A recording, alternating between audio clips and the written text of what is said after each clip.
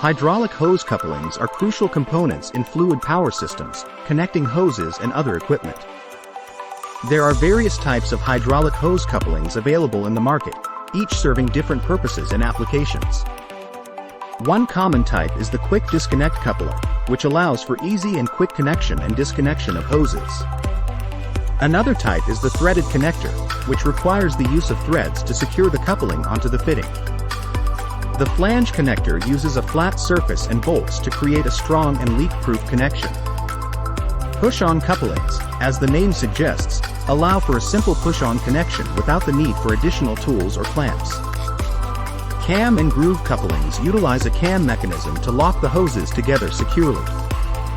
Bite-type fittings, also known as compression fittings, use a ferrule and nut to compress and secure the hose onto the fitting. Crimp fittings involve crimping a metal sleeve around the hose and fitting to create a tight seal. Barbed fittings have ridges or barbs that grip into the hose to provide a secure connection. Each type of hydraulic hose coupling works differently but shares the common goal of ensuring a secure and leak-free connection.